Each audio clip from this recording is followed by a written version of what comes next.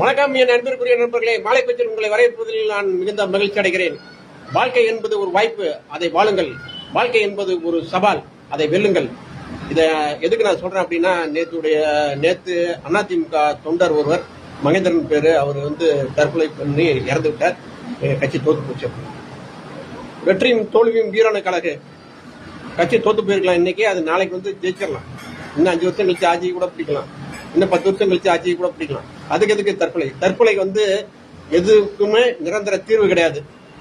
யார் செத்து போறாங்களோ அவங்களுக்கு தான் தீர்வு. அது எதுக்கு செத்து போகணும்? அது சின்ன வயசுல 1 வயசு குழந்தை இருக்குது.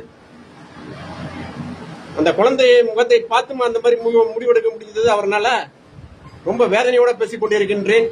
என் தமிழ் பெருமக்களே, நம்மளுக்கே இது என்ன வருது? தீக்குளிச்சு செத்து போயிடறாங்க, நடிகனை பார்க்க போயிட்டு செத்து போயிடுறாங்க அப்படின்ட்டு. எதுக்கு அப்படி ஒரு கூட்டமா போறது? நடிகனுக்கு ரெண்டு காலம் 2 கை தான் இருக்குது. அதுக்காக யார வந்தாலும் பார்க்கறதுக்கு போனா அப்படின்னு கூட்டம் வரும்னு தெரியும், அப்புறம் எது கூட்டத்துல போறது? அதனால அன்பிற்குரிய நண்பர்களே, தற்கொலை எதற்கும் நிரந்தர தீர்வு கிடையாது. வாழ வேண்டிய வயசுல போயிட்டாரு, உயிரை திரும்ப கொடுக்க முடியுமா? எவ்வளவு பணம் வந்தாலும். இன்று அதிமுக பொதுச் செயலாளர் எடப்பாடியார் அவர்கள் அவங்க வீட்டுக்கு சென்று பார்த்தாரு, எல்லா உதவியும் செய்யறேன் அப்படின்னு சொல்லியிருக்காரு. இதெல்லாம் ஒரு தீர்வு தான். ஆனாலும் அவர் உயிரோட இருக்கிற மாதிரி ஒரு சந்தர்ப்பம் கிடைக்குமா?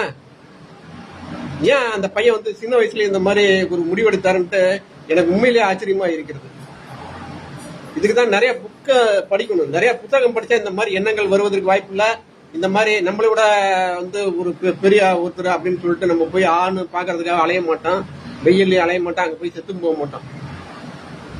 சினிமாவுக்கு போறதெல்லாம் குறைச்சிருவோம். நீங்க புத்தகங்களை படிங்கள். பல பெரிய தலைவர்கள் பல தோல்விகளை சந்தித்திருக்கிறார்கள், வாழ்க்கையில தோல்வி அடைந்திருக்கிறார்கள். இந்திரா காந்தியே தோல்வி அடைஞ்சிருக்காங்களே, அவங்க மீண்டும் வரவில்லையா என்ன? ஜெயலலிதா பர்கூர் தொகுதியில தோல்வி அடைஞ்சிருக்காங்க, மீண்டும் வரவில்லையா என்ன? அதனால தற்கொலை என்னைக்குமே தீர்வு கிடையாது.